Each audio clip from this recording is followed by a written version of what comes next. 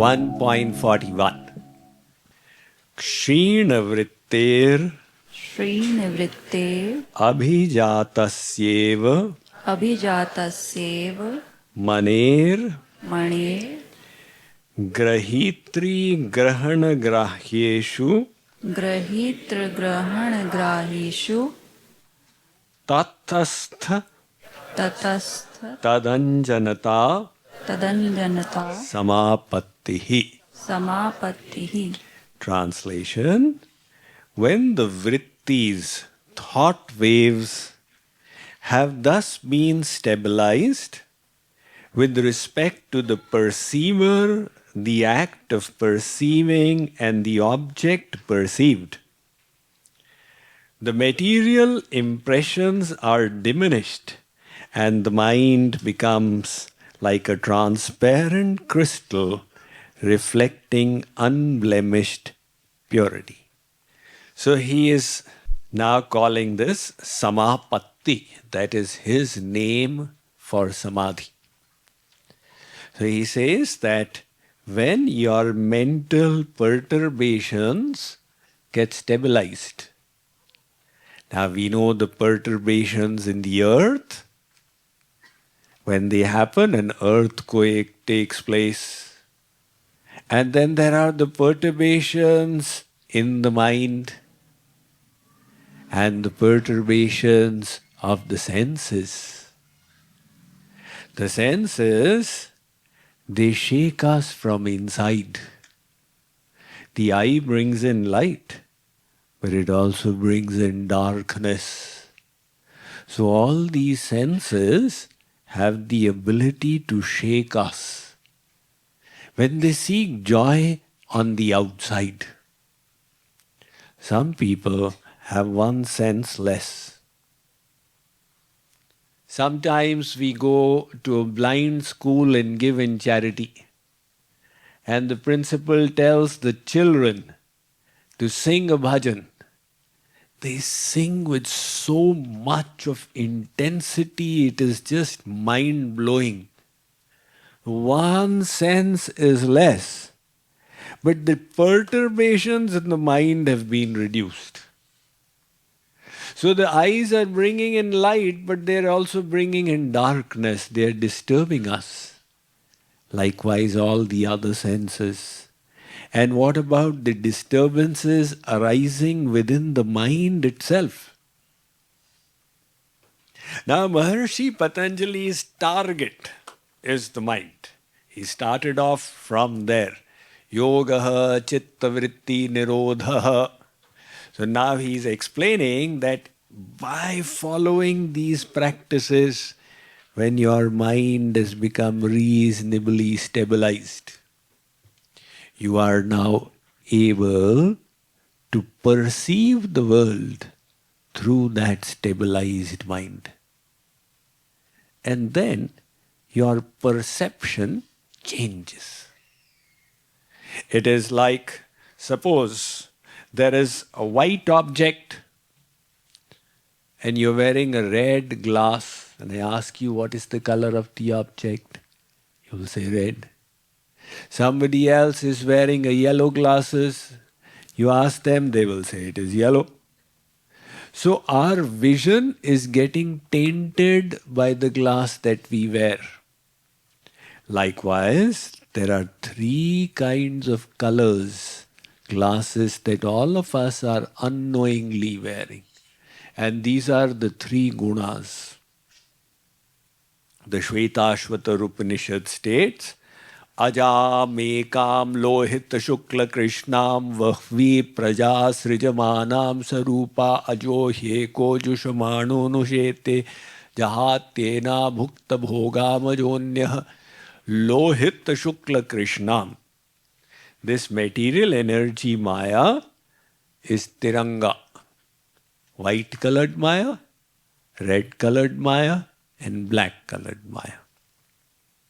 What are these three colors? Sattva, Rajas, and Tamas. So three colors in Maya, and the material energy has made this mind. So three colors in the mind. And with that mind, we are experiencing the world. So the world appears tricolored to us as well. And in case we were to meet God, He would also appear tricolored. We would not recognize His divinity. Sometimes we say, has anybody ever met God? Well, the fact is, all of us have met God. When Sri Krishna came 5,000 years ago, we were all here in our past lives. When Sri Ram stayed on the planet for so long, 11,000 years, in the age of Treta, we were all here. Now, Nana Bhanti Ram Avatara. Innumerable times Ram came. We've all had innumerable lifetimes. It is highly likely that we met God. But His divinity did not come in our perception. Because our senses, our mind and intellect were tricolored, so He also seemed tricolored to us. That is why the Ramayana says, Jaki rahi bhavana jaisi, Prabhu murati dekhi tinh taisi. When Ram came into the court of Janak and he came to the Shiv Dhanush at the time of the Swayamvar, so Tulsidas ji goes to great detail how everybody saw Ram. Vidushan Prabhu Virat Maya Disa Bahumukha Karpagalochana Sisa.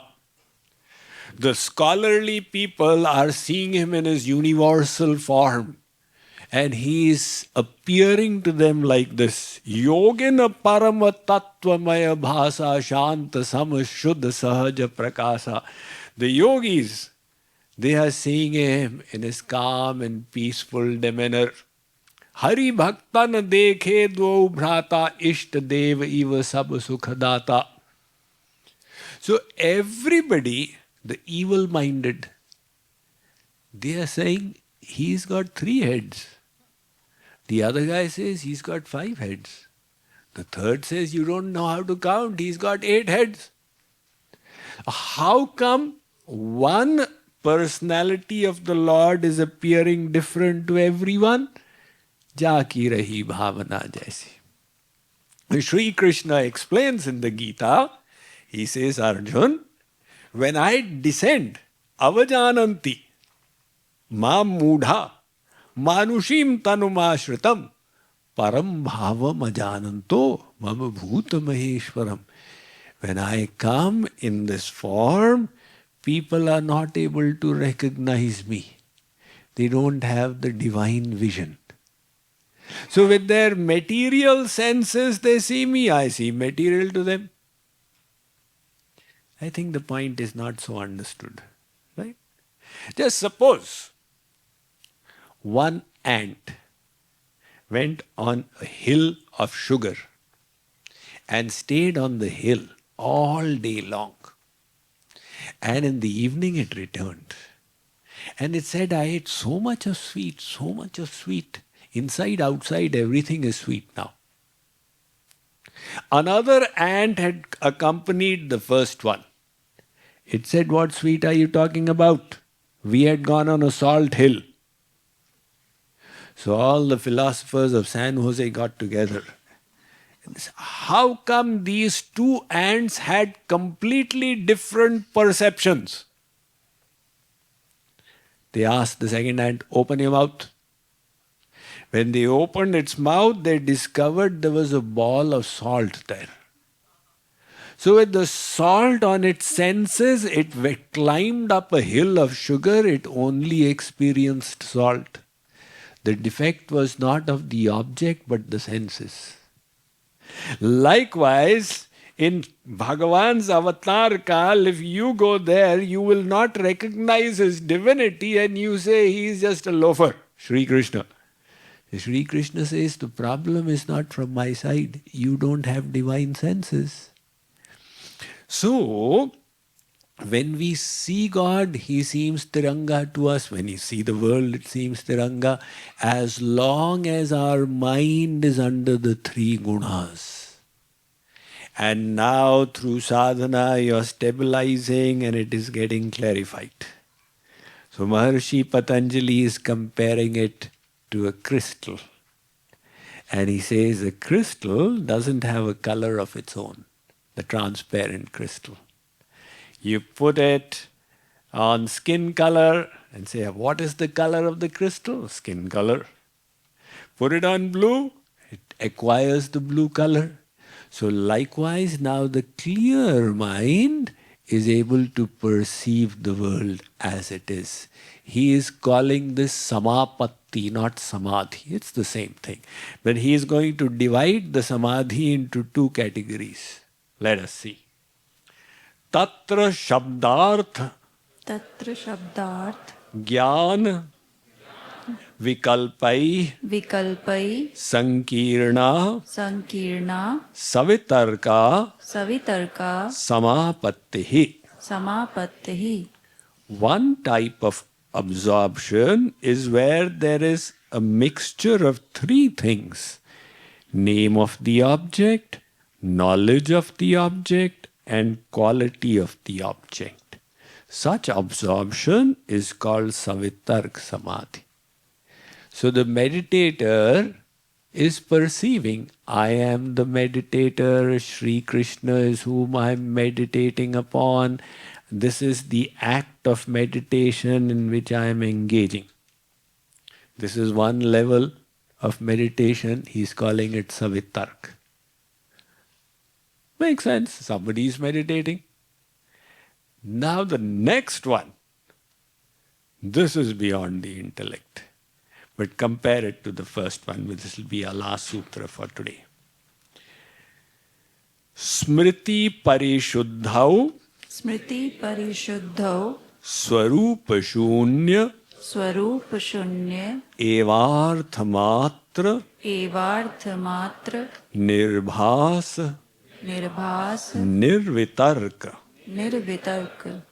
Translation: when the memory is purified, then the mind appears to be devoid of its nature and only the object of contemplation shines forth. Such absorption is called nirvitarka samadhi. Three different aspects to explain in this sutra. First is the purification of the memory. Now your mind is under control, but the memory is there. I enjoyed the rasgulla, and that memory is there in some back of your mind. The rasgulla was there, right? So once in a while the rasgulla will appear in your meditation. Where did this come from? Even if it doesn't appear in your meditation, it comes in your dream. Where did this rasgulla come from? Because the memory is there in the subconscious. One manager, he reached his office on the 24th floor. And out there, he heard one of the employees saying that Dinesh Mohan's son has died. He heard this, he was so shocked. He went straight to the window and jumped. And then when he reached the 14th floor, he realized that he did not have a son. And as he was falling, when he reached the 7th floor, he realized he had never married. And when he hit the ground, he realized he was not Dinesh Mohan. This is the defective memory. So what happens is, you keep doing your sadhana. At one stage, the divine intervention takes place. And when the divine intervention happens, then Bhagavan's Shakti comes in and destroys the material impressions from your mind and makes your mind divine. So as long as you are meditating with the material mind, you do your best, but it will be only a human effort. And now, when Shuddha Sattva intervenes, not material Sattva, Shuddha Sattva, the Maya will be destroyed and the mind will be pure now. At that stage of purity, there are no material impressions remaining per se. Then the devotees say, Jit dekhun tit shamamai hai. Now wherever I look, I see the divine and nothing else. So when Hanumanji etc. are saying, Siya Ramamaya Sab Jaga Jahani, it's not a hallucination. It's because of the divine perception, they are seeing the God in all. And now what he is saying here is that at that stage, even your perception of the self gets eliminated sometimes. So Ramakrishna Paramahans, the priest of Mother Kali, would take a mala to offer to the Divine Mother. He would go ma, ma, ma. And then ma, ma, ma, he would take and put it on himself. The mala meant for the Divine Mother, he would put it on himself. The viewers would say, what's wrong with this pujari? The mala is meant for the Divine Mother, he is adorning it on his own. But they would not realize the complete and absolute absorption of Ramakrishna Paramahans, where even the experience of the self was not remaining. And all he was experiencing was the Divine Mother everywhere and in his place as well.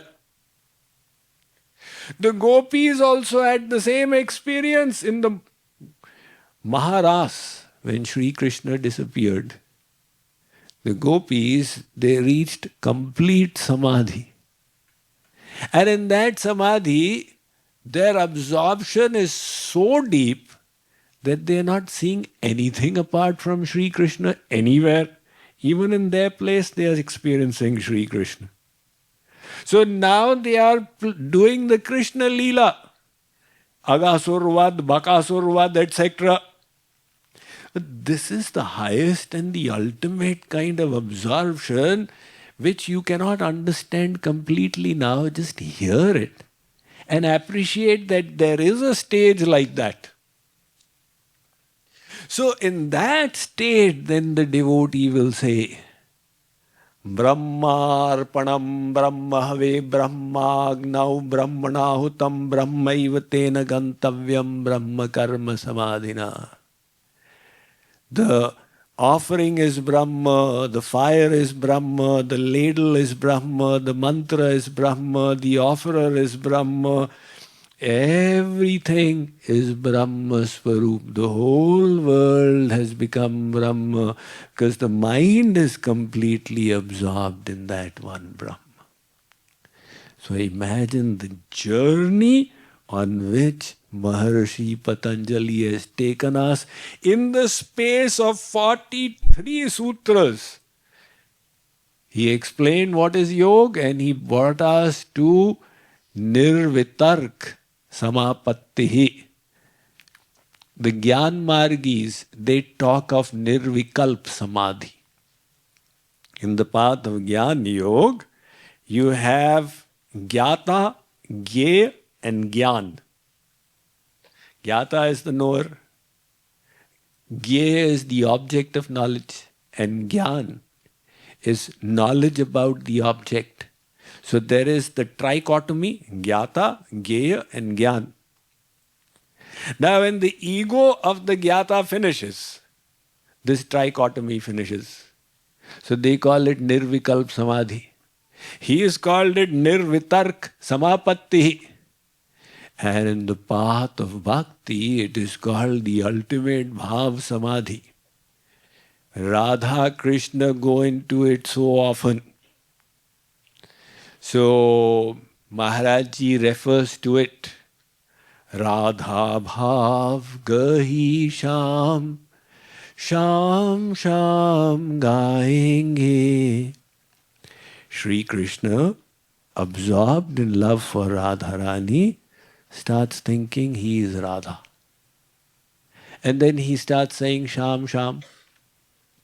And Radhaji, absorbed in Sri Krishna, starts thinking she is Krishna. And then she starts saying Radhe Radhe. So this is called Vivarta Vilas, the highest levels of Prem Samadhi. So it's all good to know this, but we have got 8 sutras still remaining.